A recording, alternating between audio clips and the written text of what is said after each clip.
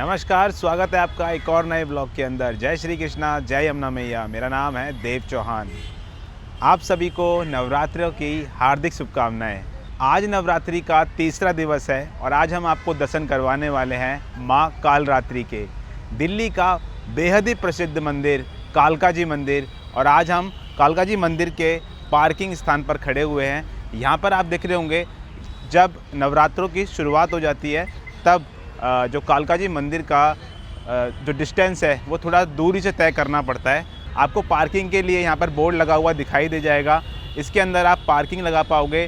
Bike और गाड़ी दोनों की पार्किंग यहाँ पर उपलब्ध है। बाइक का यहाँ पर जो पार्किंग का चार्ज है वो 50 रुपये है और जो गाड़ी का शुल्क है वो 50 से 100 रुपये तक हो सकता है। तो जैसे ही आप पार्किंग के लिए इस पार्क के अंदर आओगे तो आपको एक सामने से रास्ता दिखाई देता होगा जाने का। तो आप अगर आप गाड़ी में आ रहे हो तो आप जूते चप्पल अपनी गाड़ी में ही उतार देना, क्योंकि जब आप एग्ज़िट लोगे तो आपको पता नहीं होगा किस गेट से आपको एग्ज़िट मिलेगी। तो काफ़ी लंबा आपको इधर उधर जाना पड़ सकता है जूते चप्पलों के लिए। इसीलिए अगर आप गाड़ी लेके आ रहे हो तो गाड़ी में ही जूते चप्पल उतार देना। और अगर आप बाइक या पैदल आ रहे हो तो जहाँ से आप प्रसाद लोगे उस जगह पर आप अपने जूते चप्पल उतार सकते हो। यहाँ से सीधा सीधा होते हुए आप माता के मंदिर के लिए जाओगे। तो चलिए अब यहाँ से चलते हैं, किस प्रकार से जाना होगा वो आपको दिखाते हैं।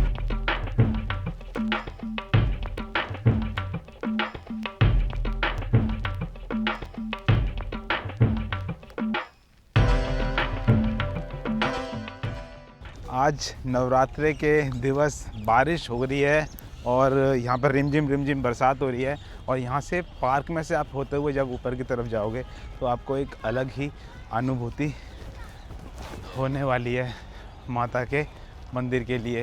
ये देख सकते हो आप किस प्रकार की चढ़ाई आपको चढ़ते हुए गेट है, जहाँ से एंट्री गेट है उधर तक आप यहाँ से जा पाओगे, कुछ इस प्रकार का। और आपको फील बहुत अच्छा आने वाला है यहाँ से जब जाओगे आप इस पार्किंग से होते हुए, इस पार्क से होते हुए, एकदम नेचर से रिलेटेड। और कालका जी मंदिर का नवरात्रि के समय इस प्रकार का दृश्य और इस प्रकार से पैदल यात्रा करते हुए आप एंट्री गेट तक पहुँचोगे। बहुत खूबसूरत और बहुत भव्य आपको यहाँ पर दिखाई देगा, ग्रीनरी से युक्त। ऐसा लगेगा पहाड़ों में आप माता के दर्शन करने के लिए जाने वाले हो।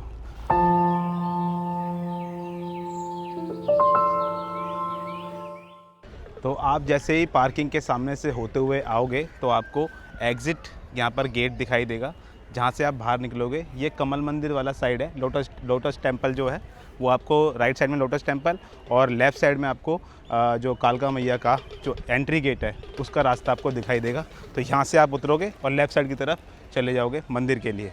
तो आप जैसे ही जो रास्ता था अभी आपको मैंने दिखाया था पार्किंग से होते हुए जो जा रहा था माँ कालका मैया के दर्शन के लिए, तो वहाँ से जैसे आप एग्ज़िट लोगे तो आपको ये इस प्रकार की मार्केट दिखाई देगी, जहाँ से आप प्रसाद, खाने पीने का सामान और अन्य यहाँ पर वस्तुएं आप ले सकते हो, खरीद सकते हो।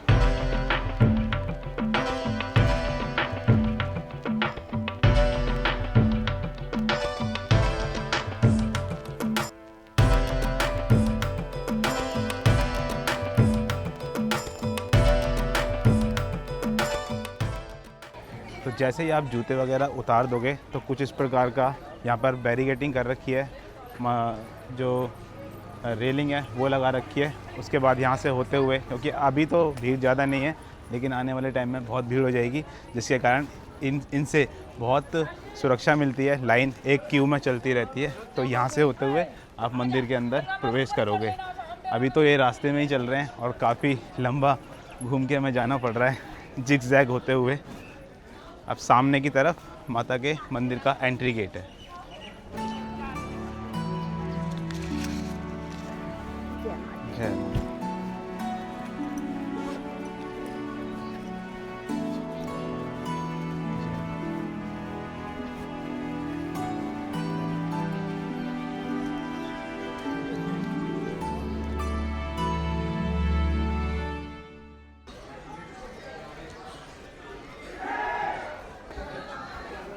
तो भाई अभी हम जिस वाले गेट से एंट्री करी है ना हमने, वहाँ से रश कम था, लेकिन अभी आप यहाँ पर देख रहे होंगे इस जगह पर कितना ज़्यादा रश हो रखा है। और आने वाले टाइम में कालका मैया के मंदिर के लिए 2-2 3-3 किलोमीटर की लाइन लग जाती है। तो अभी आप देख रहे होंगे ये जो जिस गेट से यहाँ पर आए हैं उस गेट के पास में कितनी रश थी और अभी हम जहाँ से आए हैं वहाँ पर कितना रश है। अभी हमें तो खाली मिला है लेकिन अब आगे रश ही रश है। श्री कालका जी मंदिर दिल्ली के दक्षिण में अरावली की पहाड़ियों पर स्थित है। क्या आप जानते हैं कि इस मंदिर का इतिहास सदियों नहीं बल्कि युगों पुराना है। पौराणिक कथाओं के अनुसार महाभारत काल में भी इस मंदिर का विशेष महत्व है। माना जाता है कि युद्ध से पहले भगवान श्री कृष्ण ने स्वयं पांडवों के साथ यहाँ आकर शक्ति की आराधना की थी। यहाँ के 12 द्वार साल के 12 महीनों को दर्शाते हैं। मान्यता है कि इस मंदिर में 12 राशियाँ और 9 ग्रह निवास करते हैं, इसीलिए यहाँ दर्शन करने से ग्रह दोष शांत होते हैं। यहाँ की शाम की आरती को तांत्रिक आरती के रूप में भी जाना जाता है, जो भक्तों के लिए एक अनूठा आध्यात्मिक अनुभव होता है। भाई यहाँ पर एक बहुत बड़ा गंदा सीन कर रखा है, सिर्फ पास वाले अंदर जाकर दर्शन कर सकते हैं माता के। बाकी जो भक्त पैदल चल के आ रहे हैं वो कोई भी यहाँ पर दर्शन नहीं कर पाएगा। अगर आप बिना पास के आ रहे हो तो आप दर्शन नहीं कर पाओगे भाई माता के। यहाँ पर एक झलक भी देखने के लिए तरस जाओगे यहाँ पर माता की। जिनके पास में पास है ना सिर्फ वही दर्शन कर पा रहे हैं, बाकी कोई भी दर्शन नहीं कर पाएगा कालका मैया के यहाँ पर। और आने वाले टाइम में तो और ज़्यादा रश हो जाएगा, सिर्फ जो वीआईपी बंदे हैं जो पास वाले हैं वही दर्शन कर पाएंगे माता के।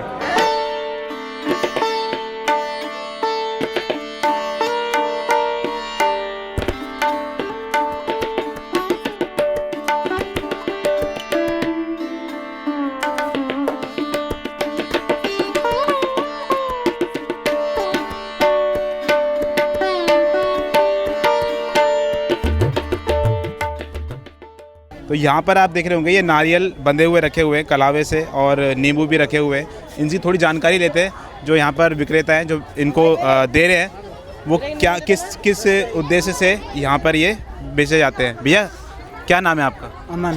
अमन भैया, ये मतलब किस उद्देश्य से यहाँ पर करा जाता है ये सब चीज़ें? वो घर पर से शांति का होता है, नजर वजर के लिए, कारोबार के लिए, कौन कष्ट हो इसके लिए। अच्छा, तो उतार के चढ़ा देना बस। इस नारियल को 7 बार उतार कर अग्नि में प्रवाहित करना है। अच्छा, तो इसके अंदर ये सारा कुछ भरा होता है नारियल के अंदर? अच्छा, ये सारी सामग्री इस नारियल के अंदर होती है। कितने रुपए का प्राइस है इसका? 100 रुपये का प्राइस है। ठीक है, तो इस नारियल को आप अपने ऊपर से 7 बार उतार कर और वहाँ पे जो अग्नि प्रज्वलित हो रखी है उसके अंदर आप डालोगे और माना जाता है कि इस करने से आपके ऊपर जो भी नकारात्मक किसी प्रकार का प्रभाव होगा वो नष्ट हो जाएगा, अग्नि के अंदर भस्म हो जाएगा। चलिए ये भी करते हैं माता के मंदिर से निकलने के बाद। और नवरात्रि के इस पावन अवसर पर हमारे ऊपर जो भी नकारात्मक, वैसे तो माता के दर्शन से ही सारी चीज़ें नष्ट हो जाती हैं, लेकिन ये भी प्रक्रिया हम करके देख लेते हैं। तो भाई हमने भी ले लिया है नारियल और नींबू और इसको 7 बार अपने ऊपर से उतार के इस अग्नि में प्रज्वलित करेंगे और अपने ऊपर की जो भी नकारात्मकता है उसको भस्म करेंगे।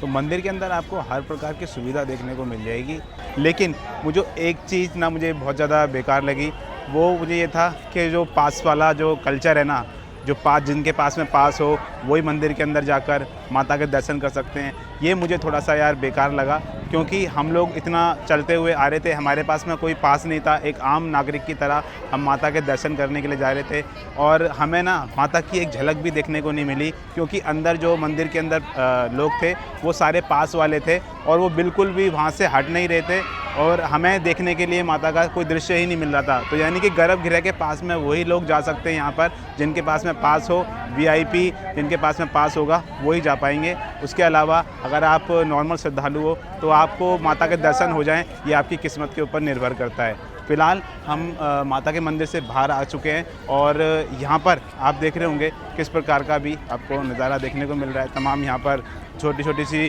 दुकानें लगी पड़ी हैं, नीचे ज़मीन पर चटाई पर बिछाकर लगे पड़े हैं। और आगे अब आपको दर्शन कराते हैं भैरव बाबा के। तो अब हमारे सामने यहाँ पर आपको प्राचीन सरकटा भैरव मंदिर देखने को मिलेगा। अब इनके दर्शन करेंगे क्योंकि माता के मंदिर के दर्शन के बाद में मान्यता होती है कि भैरव बाबा के दर्शन करना अत्यधिक आवश्यक होता है, क्योंकि तभी आपकी जो यात्रा है, जो दर्शन है, वो पूर्ण माने जाते हैं। अब करते हैं भैरव बाबा के दर्शन और दिखाते हैं कैसा मंदिर है।